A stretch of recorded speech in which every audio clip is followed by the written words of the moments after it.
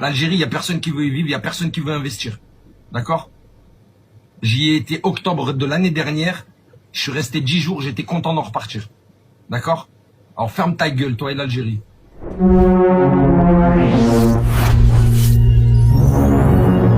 Voilà, maintenant t'imprimes, et tu dégages. Petite vidéo aujourd'hui sur un Algérien qui dit les termes. Il dit les termes tout simplement concernant l'Algérie et les Algériens qui visiblement ne semblent pas être de cet avis pour beaucoup. Hein.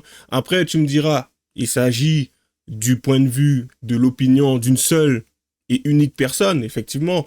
Pour autant, c'est ça qui est quand même intéressant, quand on voit le flux migratoire, on voit qu'il y a de plus en plus, beaucoup en tout cas, d'Algériens qui se retrouvent à migrer en France. Ça se demandait pourquoi, et on a déjà traité cette question maintes et maintes fois, bon bien sûr sur l'autre chaîne, sachant que celle-là est nouvelle pour les nouveaux arrivants. Du coup, c'est quand même fascinant, mais encore, comme j'ai tendance à le dire, plus intéressant quand cela provient de quelqu'un qui a expérimenté la vie là-bas. Et vous verrez justement de quoi il est fait. Et ce qui est d'autant plus intéressant, c'est lorsque l'on sait ce qui se passe en ce moment à l'Assemblée nationale. Hein, le fait qu'ils veuillent délivrer 250 000 visas par an, de nouveau. Donc voilà. Et vous verrez aussi par la suite, après je sais pas si c'est un imam ou en tout cas une personne, un prédicateur radicalisé algérien, qui prône quand même une doctrine assez intéressante pour la France. Donc quand on sait que ce genre de choses est véhiculé là-bas et qu'il y a énormément de personnes qui viennent sur le sol français, nous-mêmes, quelles questions on devrait se poser? C'est toujours cela qui est fascinant. Bref, on commence sans plus tarder. C'est parti. C'est de la merde, c'est sale partout. De toute façon, mes cousins eux-mêmes, ils ont envie de fuir l'Algérie pour venir ici. La police elle-même qui me contrôlait, me demandait mon numéro de téléphone et de lui trouver une femme pour qu'il se marie en France et qu'il quitte l'Algérie. Je suis venu, je laissais des pourboires. Les Algériens, ils se regardaient de travers pour essayer de me voler parce qu'ils se disaient immigrés Kabel Bedanon. Voilà. Tu veux la vérité? Je commence à faire n'importe quoi. Comme ça, je vous dis vos vraies vérités, imbécile. Vous commencez à me casser les couilles. L'Algérie, il n'y a personne qui veut y vivre, il n'y a personne qui veut investir. D'accord? J'y ai été octobre de l'année dernière. Je suis resté 10 jours, j'étais content d'en repartir. D'accord? Alors ferme ta gueule, toi et l'Algérie. Et j'investirai jamais un euro en Algérie. Et les terres que je possède en Algérie, j'ai envie de les vendre pour plus jamais remettre un pied là-bas. Voilà la vraie vérité. Il n'y a rien à faire avec vous. Votre cas, il est incurable. Vous êtes des fous, des malades mentales. Vous ne savez pas profiter de cette mondialisation. Vous ne crachez que sur les autres et vous vous prenez pour je sais pas qui. Et ça, je l'ai déjà traité maintes et maintes fois. Je vous ai montré des vidéos. Le mieux, c'était pendant la CAN. C'était pendant la CAN, que ça soit des Algériens, mais on l'a vu aussi, bien entendu, chez les Marocains. En fait, il y avait ce besoin, cet ego, cette fierté, je sais pas si on peut appeler ça comme ça, tu sais, ce besoin de montrer que, ouais, nous ne sommes pas n'importe qui, nous, on est au-dessus, l'Algérie, c'est au-dessus de tout. Et c'est quand même délirant, puisque cela provient de la bouche de personnes qui se retrouvent à l'extérieur de l'Algérie. Parce que pour le coup, ceux qui tenaient ce genre de propos, c'était pas des personnes qui vivaient en Algérie, mais c'était des personnes qui étaient en dehors. Et ça, tu auras beau le leur dire, tu sais, il y a quelque chose qui, comme il l'a dit, hein, il y a quelque chose qui débloque ou qui ne fonctionne pas dedans. En tout cas, en matière de cohérence, c'est souvent compliqué. C'est que quand on dit qu'on aime quelque chose, enfin, à un moment donné, on est censé te voir y vivre. Et quand je dis quelque chose, je parle bien sûr d'un pays, d'un endroit spécifique. Si je prends même un jus en particulier, si tu me dis, ouais, tiens, vas-y, moi j'aime bien boire du jus d'ananas, mais jamais je te vois boire du jus d'ananas, je te vois boire du jus de fraise, admettons. Enfin, à un moment donné, je te regarde, je te dis, mais c'est bizarre quand même. Tu vois du jus de fraise, du jus de grenadine, tout ce que tu veux, mais bizarrement, ananas, c'est toujours compliqué. Enfin, à un moment, j'en viens à me poser des questions. Tu me dis aimer quelque chose et pourtant, je te vois pas en profiter.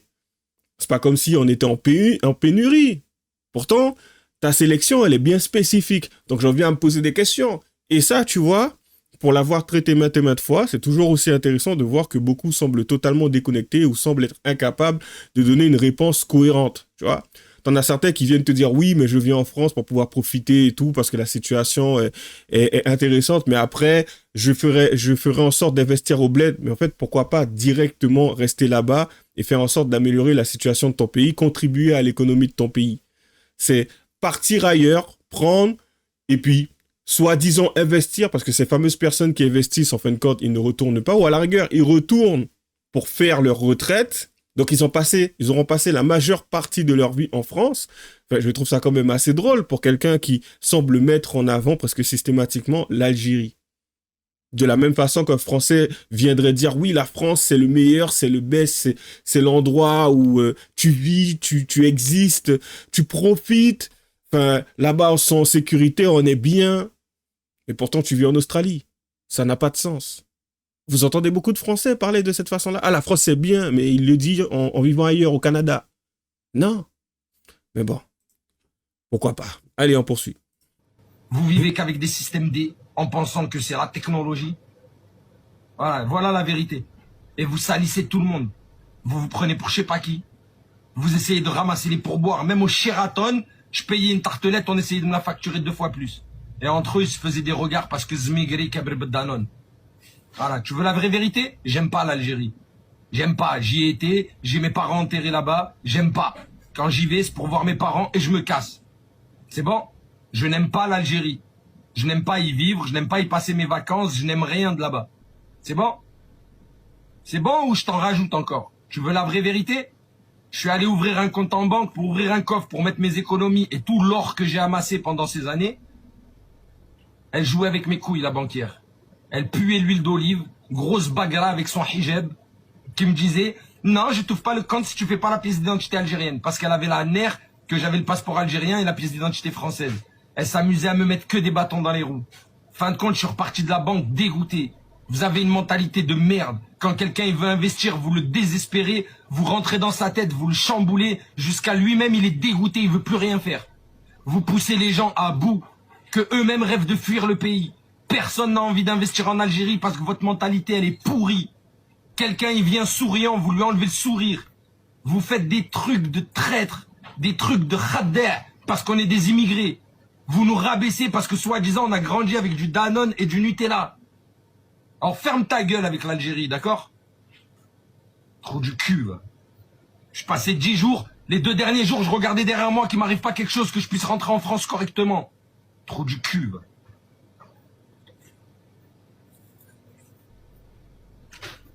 Le policier lui-même il voulait se cacher dans mes bagages. Trop du cul, va. Ça, tu sens l'expérience de vie. Lui, là, l'expérience, il l'a. C'est ancré dans ses tripes, il l'a vraiment subi. Donc, ok, hein, peut-être que certaines personnes n'ont pas vécu cela, mais après, il faut dire les choses comme elles sont. Il y en a beaucoup aujourd'hui qui ont du mal à voir la réalité en face. Tu sais, comme je l'ai déjà dit, hein, t'en as beaucoup qui parlent, donc, comme on dirait chez moi, qui parlent gras, qui parlent énormément en disant « Ouais, l'Algérie, c'est le meilleur pays, c'est mon truc de cœur » ou je sais pas quoi. Pourtant, ils vivent en France. Lui, au moins, il dit les termes, tu vois. Lui, au moins, il est cohérent. Et ça, c'est par rapport à certaines choses qu'il a subies là-bas. Donc, il peut y avoir des soucis et des problèmes de mentalité. Même moi, je suis le premier, venant de la Guyane, à râler par rapport à la mentalité guyanaise. Je l'ai toujours fait. D'aussi loin, tout le monde me connaît pour ça d'ailleurs. Je l'ai toujours fait. La mentalité guyanaise, c'est quelque chose, ça me casse les pieds. Mais, à un moment donné, quand je discute avec certaines personnes qui disent « Ah non, la Guyane, c'est bien, c'est ci, c'est ça. Ah, tu détestes la Guyane. » C'est pas que je déteste la Guyane. Faut comprendre ce que je dis. Là-bas, j'aime bien. Je kiffe. Aller dans la forêt, dans l'Amazonie, les trucs, les sentiers, tout ça, aller à la plage, profiter de certains endroits, j'aime bien. Mais les gens là-bas, pour beaucoup, c'est un problème pour moi. Voilà. Coexister dans un même lieu, enfin, partager certaines choses, c'est compliqué. Pourquoi? Parce que je sais que je peux pas avoir des discussions sur certaines choses. Pourquoi? Pas parce qu'ils s'en portent, parce qu'en fait, au fond, ils s'en foutent. Pourquoi ils s'en foutent? Parce que c'est souvent compliqué, en fait, de se regarder dans un miroir, sans pour autant rentrer dans les détails. Donc, à un moment donné, il est toujours bien, bon, selon moi, et intéressant d'être capable de reconnaître cela. Je pense que ça doit être le cas aussi dans certaines villes en France. Tu as certaines personnes qui ont vécu des expériences, on m'a déjà dit, si je prends le cas, par exemple, de Roanne, qui est à proximité de Saint-Étienne, il y a une fille qui m'expliquait que Roanne, enfin, voilà, quoi, elle a grandi là-bas, elle ne peut plus, elle n'en peut plus, elle-même est capable de partager son expérience et d'expliquer pourquoi. Et ben, le truc, c'est qu'il s'agissait du rapport avec les gens. Donc, c'est comme ça qu'elle a vécu. Donc, voilà. elle ne disait pas détester la ville, mais clairement, elle faisait comprendre qu'elle ne voulait pas y vivre. Voilà, elle préfère aller vivre ailleurs dans la France. Donc, tu sais, chacun a son rapport avec l'endroit en question qui fait qu'à un moment donné, soit tu as envie de vivre ailleurs, ou soit tu as envie d'y retourner. Donc, voilà. Et ça, tu vois, c'est quelque chose qui est quand même pas mal idéalisé, voire même c'est considéré limite comme une chose que l'on ne peut pas toucher. C'est-à-dire tu n'as pas le droit d'émettre un avis négatif sur le pays ou l'endroit d'où tu proviens, sous peine à un moment donné d'être considéré comme un traître. Donc tu dois penser que du bien. Même si tu as souffert, même si tu as subi, même si les gens essaient de profiter de toi, tu dois en penser que du bien, tu dois véhiculer que du bien.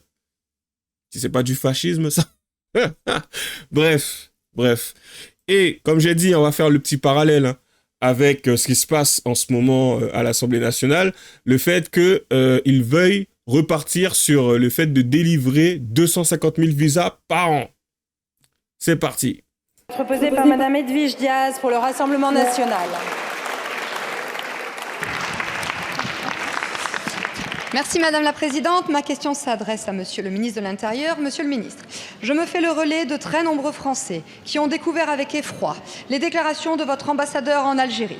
Dans un média local, il a annoncé que la France souhaitait délivrer 250 000 visas par an aux ressortissants algériens. Lui y voit un pacte de réconciliation, nous un pacte de soumission. Cette déclaration est économiquement suicidaire.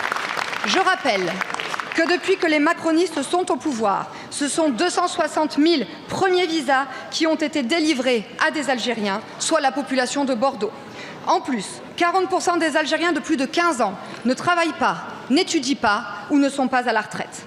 Pire, ils représentent 43% des bénéficiaires de l'aide médicale d'État.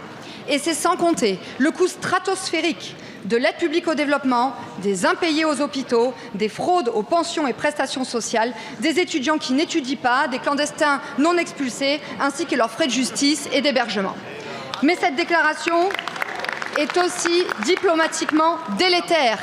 Je rappelle que déjà en 2017, Emmanuel Macron s'était incliné à Alger devant le monument à la gloire des terroristes du FLN. Que 3 ans après, il a été imité par Gérald Darmanin et que cette année encore, une ministre a participé à une manifestation anti-française en Algérie. Monsieur le ministre, les Français se posent une question. Dans quel camp êtes-vous ? Forcément, on en vient à se poser ce genre de questions. Parce que j'aimerais quand même spécifier une chose, ce que l'Algérie reproche justement à la France. Parce que c'est quand même assez lent, mais on va essayer de faire très simple. Bon, déjà, le passé colonial entre 1830 et 1962. J'ai ici, en gros pour faire simple, les dirigeants algériens demandent régulièrement une reconnaissance plus complète de ces faits, voire des excuses officielles. Et je te parie que tout ce que tu veux, que même après ça, ils seront encore dans la demande. C'est que tu vois bien qu'en fait, ce sont des gens qui ne souhaitent pas aller au-delà ou passer à autre chose. Tu sais, on ne te demande pas d'oublier, mais à un moment donné, il y a aujourd'hui, c'est la réalité quand même des faits, il y a la mondialisation, il y a quand même un besoin d'une amélioration économique du pays, de développement en matière d'infrastructure, en tout cas, de faire en sorte, tu sais, de partager quelque chose pour ne serait-ce que le développement du pays. Donc, ça devrait parler économie, ça devrait parler business, ça devrait parler entreprise, pousser des entrepreneurs, tu sais, à mettre en place des business ou ce genre de choses. Le tourisme, ouvrir un peu plus, tu sais, pour faire en sorte que le pays soit fructifié. Mais non, t'as l'impression que concrètement, c'est le rapport avec la France, c'est systématiquement, oui, par rapport à ce qui s'est passé, tout ça, nous, ce que nous avons subi, la guerre d'Algérie, blablabla, blablabla. Donc du coup, il faudrait faire en sorte de s'excuser, parce que c'est ce que l'Algérie attend de la France. Et en plus de ça, va savoir un retour de certains vestiges ou peut-être archives, une reconnaissance par rapport à la mémoire. En fait, ça n'en finira jamais. Et après, je dis ça, c'est l'impression que ça me donne. En tout cas, avec le gouvernement actuel, on n'est pas prêt de sortir de cela. Donc voilà. Mais bon, certaines personnes diront oui, mais à un moment donné, il faut assumer vos actes passés. moi, je suis né à une époque, en tout cas, je suis né à un moment donné, j'ai pas connu ce genre de choses. Je suis français aujourd'hui, mais je sais quoi, je dois payer pour des personnes qui ont fait certaines choses auparavant. Et il y avait un gouvernement spécifique en place. Donc, il faut bien prendre en compte les choses. Ce n'est pas tout le monde qui s'est retrouvé dans cette histoire. Il y a un gouvernement en place qui a pris des décisions. Donc, c'est ce gouvernement en place qui devrait aujourd'hui conjuguer avec l'Algérie et surtout par rapport à ce qui s'est passé auparavant. Parce qu'en fait, certains ont une trop grande facilité à englober le tout et du coup, les échanges deviennent toujours, assez souvent compliqués. Donc, c'est ça qui me fait toujours rire. C'est le fait de mixer parce que si aujourd'hui, on devrait partir de ce principe-là, ben, tu sais, concrètement, si on se base sur la traite arabo-musulmane, je pense que l'Algérie a pas mal devrait faire pas mal de dédommagements pour ce qui est de la condition des Africains. Parce qu'ils ont quand même contribué à, déjà à faire des eunuques, le plus basique au basique, à faire des eunuques et à esclavagiser énormément de Noirs. Sachant qu'il y a dans certains endroits, comme vous avez pu le voir sur mon autre chaîne, dans certains endroits en Algérie, apparemment, où l'Algérie, pas l'Algérie, l'esclavage se ferait toujours.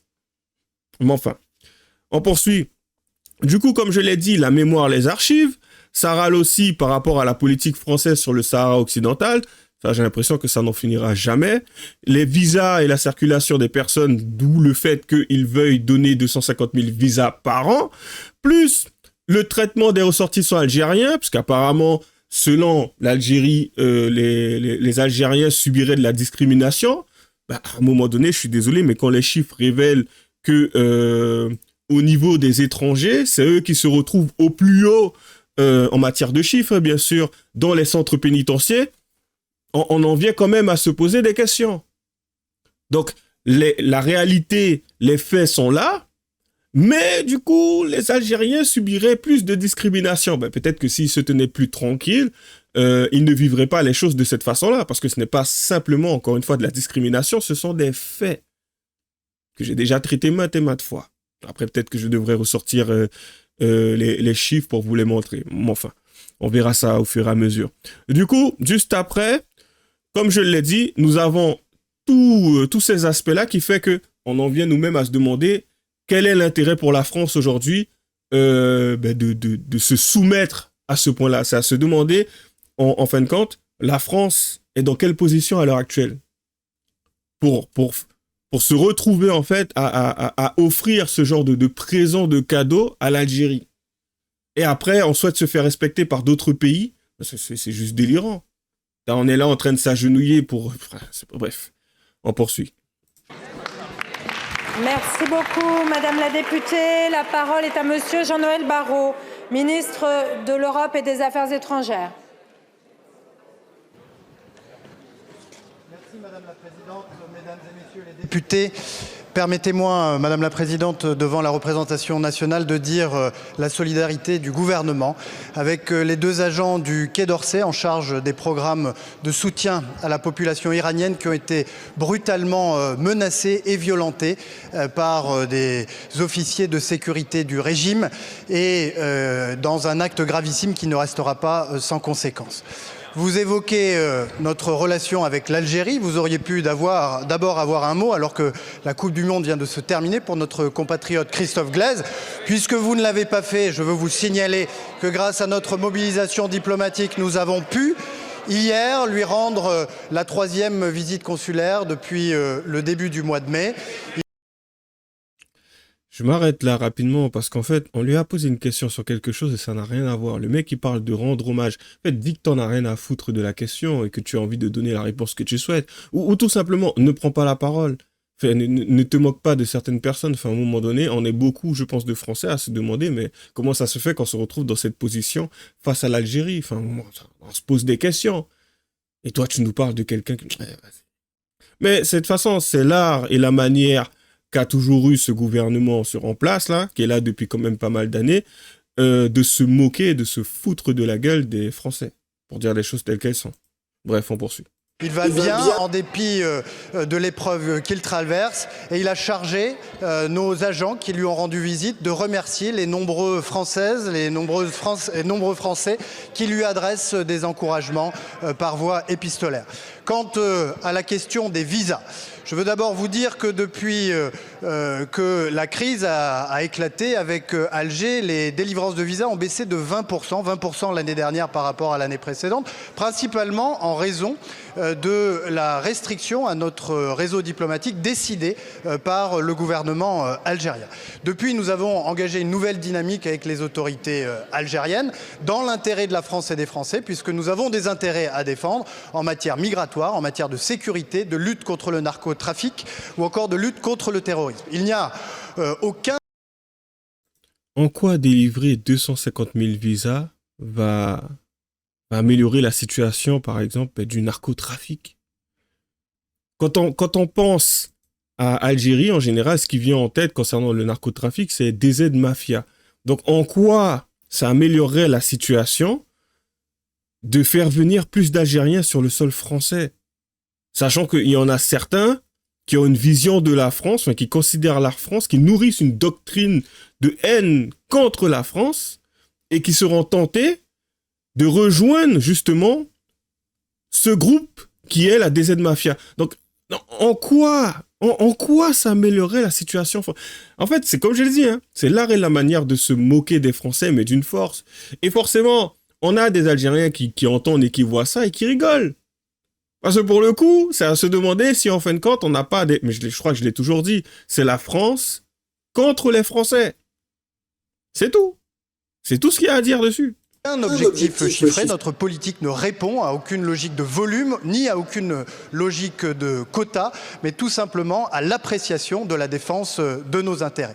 Le réengagement avec l'Algérie est progressif, il est réversible et il est conditionné aux résultats que nous obtiendrons.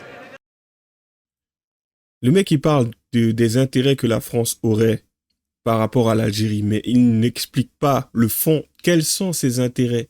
Tu sais, c'est comme si aujourd'hui, je te demandais de l'argent, je te dis, ouais, est-ce que tu peux me passer 100 balles? Et je me dis, ouais, mais pourquoi tu as besoin de 100 balles? Ben, parce que j'ai besoin de les utiliser. Voilà. C'est un besoin, c'est quelque chose qu'il faut que j'atteigne, c'est un objectif qu'il faut que j'atteigne absolument. Et du coup, j'ai besoin de ton aide. Alors que 100 balles, c'est pourquoi? C'est pour m'acheter un jeu vidéo. Mais ça, tu ne le sais pas, tu vois. La seule chose que tu sais, c'est que la façon dont je te le formule. Oui, en fait, j'ai un besoin crucial. C'est un besoin de vie ou de mort. Voilà. Donc, ça reste vague, c'est flou. Et c'est l'art, en fait, d'ouvrir sa bouche, de brasser de l'air pour ne rien dire. Et toi, t'es là, tu restes sur ta faim. Waouh. Mec, comment... Forcément, à un moment donné, on finit par te voir comme une personne abjecte. J'espère que ce mec se présentera nulle part et qu'il attendra rien en tout cas des Français. Parce que si à un moment on entend parler de lui et qu'il attend, à travers, admettons, un suffrage universel, un vote le concernant, favorable à peut-être quelque chose pour lequel il se présenterait, franchement, hein, ça serait encore plus bizarre de voir des Français se soumettre à cela et voter pour lui. Parce que, ok, d'accord, oui, nous défendons l'intérêt, nos intérêts en tant que gouvernement, enfin, l'intérêt des Français. Non, vous défendez vos intérêts à vous, on ne sait pas lesquels, mais clairement, ce n'est pas quelque chose qui bénéficiera aux Français. Donc voilà, il faut dire les choses telles qu'elles sont. On poursuit. Merci beaucoup, monsieur le ministre. Madame la députée. Merci Madame la Présidente. Monsieur le ministre, je constate que vous avez passé 1 minute à répondre à côté de la plaque. Forcément, c'est parce que vous êtes très gêné par notre question, parce que tout le monde a bien compris que malgré vos gesticulations verbales, vous incarnez la capitulation. Nous, avec Marine et Jordan, nous avons d'autres ambitions. Dénoncer les accords franco-algériens de 68, proposer un référendum sur l'immigration, en terminer avec la repentance. Donc j'ai un message pour les 76% de Français que vous ignorez, mais qui veulent suspendre l'octroi de visa aux Algériens. Tenez bon, dans 10 mois, c'est la Renaissance. Merci beaucoup, Madame la députée. La parole est à... Donc, voilà, il faut dire les choses comme elles sont, encore une fois. Les accords franco-algériens, ça, je pense qu'on en avait... Enfin, j'en avais déjà parlé, hein, de 1968. Le fameux traité bilatéral signé entre la France et l'Algérie. Aujourd'hui, donne un accès, on va dire, beaucoup plus léger à la France et à certains privilèges en France, des accès que d'autres étrangers lambda n'ont pas forcément, tu vois, des assouplissements. Et ça, bien sûr, c'est ce qui met comment dire, la France dans la panade à l'heure actuelle. Donc, encore une fois, on a un gouvernement qui s'agenouille et qui nous met dans une situation complexe. Et on entendra encore parler de certaines situations. Ils vont nous dire que les Algériens sont discriminés. C'est quand même assez drôle. Quand bien même aujourd'hui, on aurait une situation où, que ça soit vidéo, des preuves accablantes ou autres, qu'un Algérien a agi et a commis des crimes ou des délits, les mecs seraient capables de dire qu'en fait, on fait subir de la discrimination à l'Algérie. Jusqu'à même nous parler d'algérophobes, comme si ça concernait l'algérophobie. Parce que j'avais fait une recherche sur l'algérophobie, ça ne concerne pas l'Algérie. Enfin, il me semble bien. À part si ça a changé entre-temps. Mais enfin, on poursuit, on regarde la dernière vidéo, parce que ça reste quand même assez intéressant. Sur cette vidéo, on a « Apprenez à vos enfants que la haine de la France est une doctrine ». Ce sont les propos du prédicateur radicalisé algérien Mourad Bouakas, détenteur d'un titre de séjour, mais qui a lancé un appel au djihad contre la France il y a quelques mois depuis l'Algérie. Pourtant, il est de retour à Paris et fait des lives quotidiens sur la plateforme TikTok, sur un compte suivi par 324 600 personnes. Pseudo Mourad Promo 31 000. Une présence inquiétante pour quelqu'un qui a prétendu faire sa hijra et ne plus revenir en France. Allez, c'est parti. انا وصلت للجزائر كي قلت لكم فرنسا ما نروحلهاش قال الشيخ العقبي رحمه الله علموا اولادكم ان كره فرنسا عقيده فرنسا ترى نفسها عدوا لكم تراكم عدوا لها من عاش. Un mec qui dit que la France est votre ennemi et vous considère comme tel. Vivez en considérant la France comme votre ennemi. Et comme ça a été dit, hein, décrit ici, tu as 324 600 personnes qui le suivent. Et on veut donner 250 000 visas par an. Ah là là. Donc ça veut dire quoi? Ça veut dire que déjà, il doit nourrir l'esprit de certaines personnes qui sont en France, je pense, plus nourrir l'esprit de personnes qui sont en Algérie et qui auraient envie de partir en France et de considérer la France comme ennemi. À un moment donné, est-ce que vous vous attendez vraiment à ce que la majeure partie des personnes qui suivent ce live et qui d'ailleurs ont adhéré et qui l'ont suivi, qui ont suivi son compte, vous vous attendez vraiment à ce que ces personnes-là s'intègrent? Après, on ne sait jamais. Effectivement, il peut y avoir un retour de situation. Hein. On peut avoir une personne qui déteste la France et puis qui soudainement commence à l'apprécier. C'est une possibilité. Mais qui a envie de tenter le coup? Sérieusement. Tu sais, il y a des situations où tu te dis, mais purée, si c'était moi qui avais le choix et que ça arrivait dans mon environnement, dans mon entourage, je suis désolé, mais je serais carrément réticent à accepter ce genre de situation. Inversement des rôles, inversement du scénario, tu aurais eu l'Algérie qui se serait retrouvée dans cette situation où un Français débarque en Algérie, avec tous ceux qui savent, admettons, ils se disent, oui, les Français, ils nourrissent une doctrine de haine et de vengeance envers l'Algérie, pourquoi on les accepterait en Algérie? Et ça serait tout à fait normal et légitime de penser de cette façon-là. Mais bon. Bref. On poursuit et on termine. Ça ne dure que 31 secondes de toute façon. فليعيش عدوا لفرنسا ومن مات فليحمل عداوتها معه.